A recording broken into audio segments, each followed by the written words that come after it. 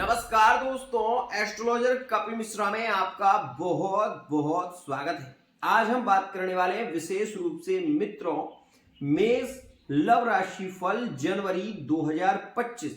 खास वो बातें जो मैं आपको बताना चाहता हूं। जो लोग सिंगल हैं उनके लिए यह जनवरी का महीना क्या कह रहा है। एक तरफा प्यार भी कोई प्यार होता है। आपके दिल में उसके प्रति बहुत ज्यादा स्नेह है, बहुत ज्यादा प्रेम है। क्या वो व्यक्ति भी आपको प्यार करता है? इन सभी सवालों के आज आपको जवाब मिलने वाले हैं। जो नेगेटिव ग्रह चल रहा है उसका उपाय आपको क्या करना है वो भी मैं बताऊंगा। साथ ही साथ आपको मैं वो बताने वाला हूं इस वीडियो में, शायद आपने किसी वीडियो में ऐसी जानकारी आपको नहीं मिली होगी। तो आइए जानते हैं। सबसे पहले आपको ये बता दूं, चैनल पर नए हैं चैनल को सब्सक्राइब जरूर कर लेना, बेल आइकन को प्रेस कर लेना। और एक विशेष सूचना मित्रों, आप सबसे पहले इस ग्रह गोचर को देखें।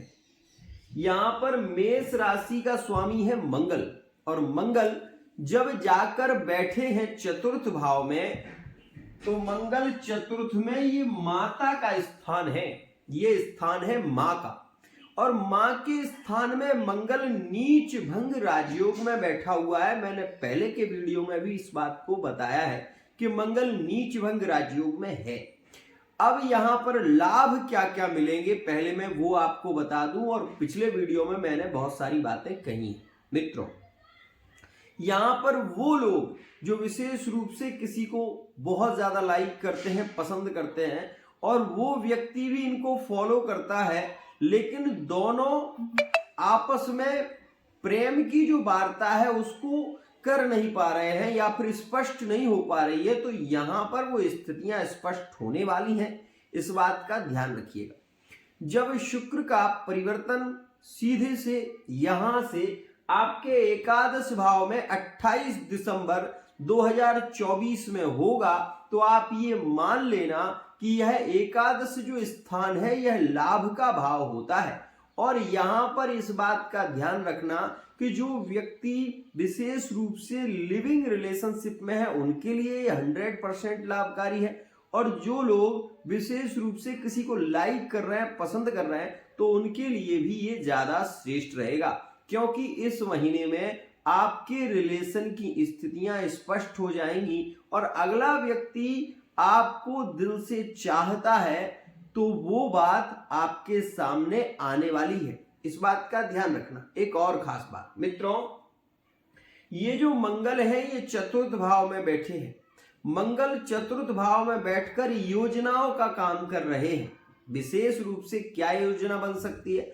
तो मेष राशि वाले जातक इस जनवरी के महीने में कोई वाहन लेने का विचार आपके मन में केंद्रित होने लगेगा।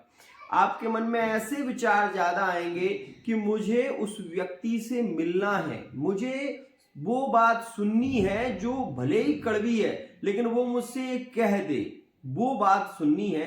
तो यहां पर ऐसी स्थितियां भी घटित होंगी कि आपके सामने सच आएगा, और सच वो होगा जो आपको स्वीकार भी करना होगा। तो यहां पर ऐसी स्थितियां केंद्रित होंगी। मित्रों, भूमि लाभ के योग इस महीने में ज्यादा है।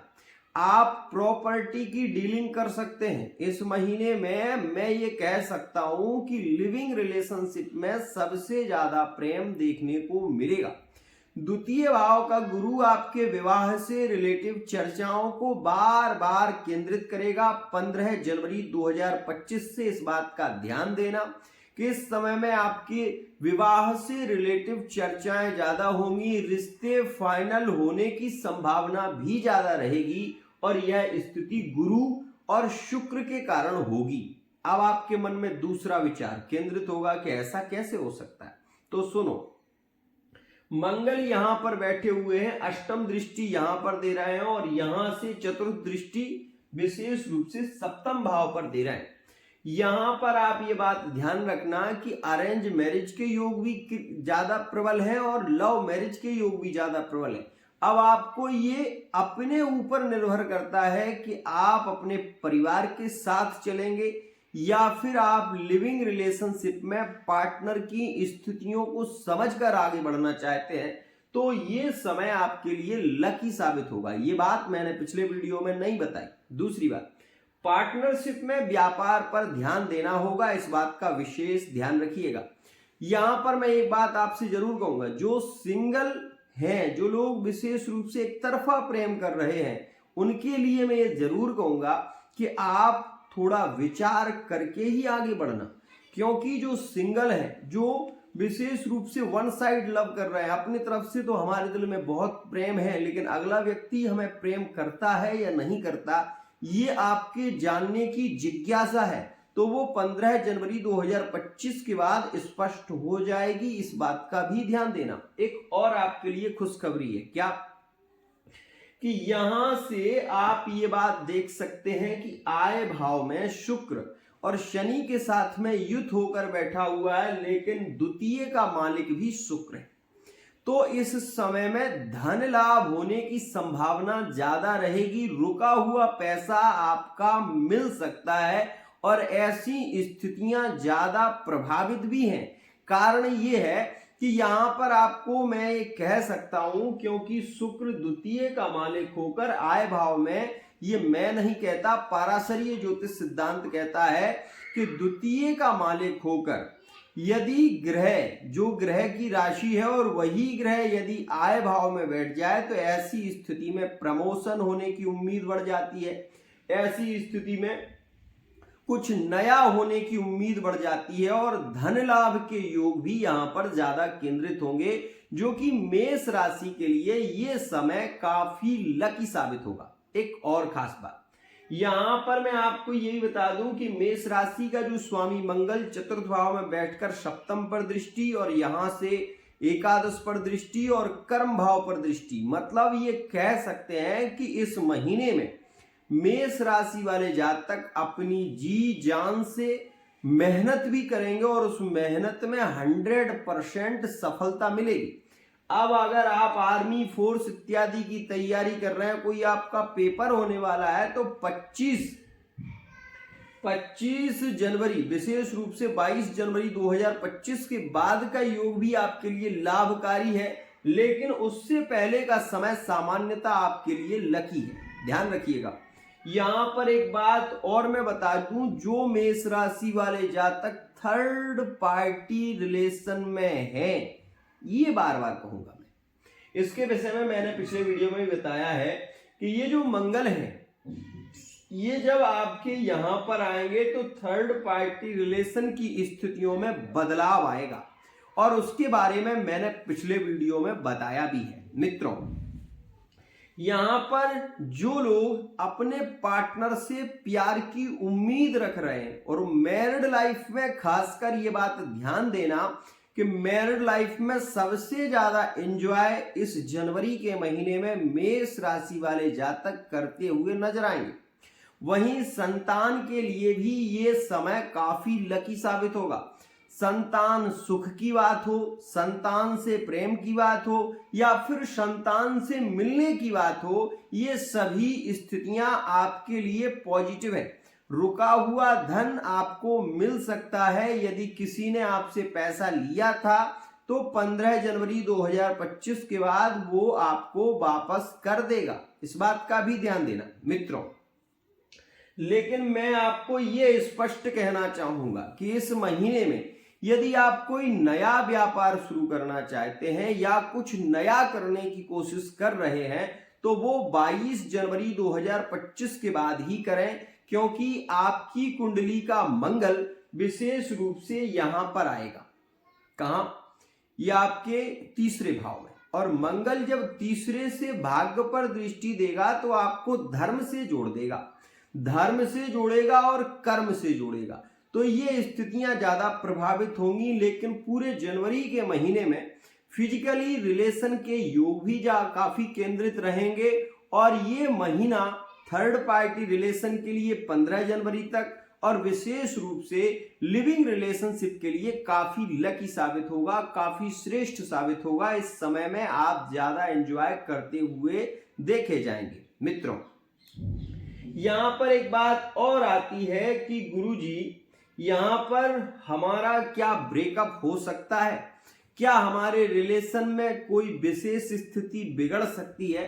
तो मैं ये आपको बार बार कहूंगा और आप इस बात का ध्यान भी रखें कि वर्तमान के समय में नीच भंग राजयोग में मंगल है। इस वजह से अपने क्रोध पर नियंत्रण और कोई भी निर्णय लेने से पहले थोड़ा सा अपने से बड़े लोगों से परामर्श लेना आपके लिए ज्यादा जरूरी होगा, क्योंकि आपकी कुंडली का मंगल शुक्र के साथ में संबंध रख रहा है। इस वजह से आपको ज्यादा विचार विशेष रूप से रिलेशन से रिलेटिव आएंगे। मतलब हम ये कह सकते हैं कि जनवरी के महीने में मेष राशि वाले जातकों के मन में खुरापात ज्यादा होगी।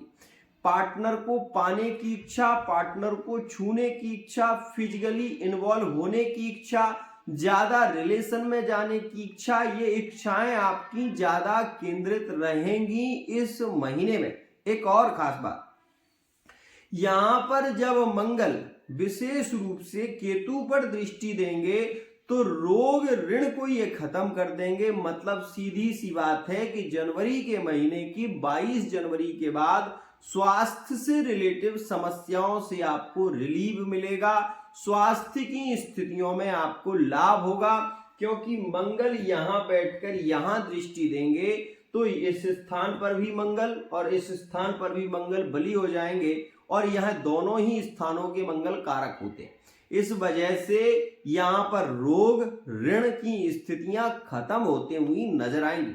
वहीं मैं आपको ये जरूर कहना चाहूंगा कि राहु जो आपके द्वादश भाव में बैठे हुए हैं, ये आपके रिश्तों में क्रोध को बढ़ाते हैं, आपके रिश्तों में प्रॉब्लम को क्रिएट करते हैं। और आपने ये चीज को नोटिस किया होगा कि मैरिड लाइफ में पहले भी 2022 से 2023, 2024, ये बात ध्यान रखना कि राहु ने जब से स्थानांतरण किया है तब से निरंतर रिश्ते बहस में जा रहे हैं, बिगड़ रहे हैं। और अब आपके मन में ये विचार आएगा कि राहु तो अभी आए हैं, पहले उनके रिश्ते खत्म हुए हैं। मेष राशि में पहले राहु का गोचर 2022 में चला था और मैंने भविष्यवाणी की थी कि 2022 में सबसे ज्यादा रिश्ते बिगड़ेंगे, तो बिगड़े थे। उसके बाद 2023 में मैंने कहा कि तलाक के योग ज्यादा होंगे, तो हुए थे। उसके बाद 2024 आया और 2024 में मैंने ये कहा कि रिश्तों में इस वर्ष में ज्यादा ब्रेकअप होंगे, कैचअप होंगे, ब्रेकअप कैचअप विवादित स्थिति रहेगी और मेष राशि वाला जातक पीड़ित रहा। लेकिन अब आया है 2025 में ये वर्तमान का समय जो चल रहा है, ये ध्यान रखना, पैसा तो आप बहुत कमाएंगे लेकिन पैसा आपके पास ठहरेगा नहीं, क्योंकि राहु द्वादश में बैठकर आपके पैसे को टिकने ही नहीं देगा, आपको एक जगह स्थिर ही नहीं रहने देगा।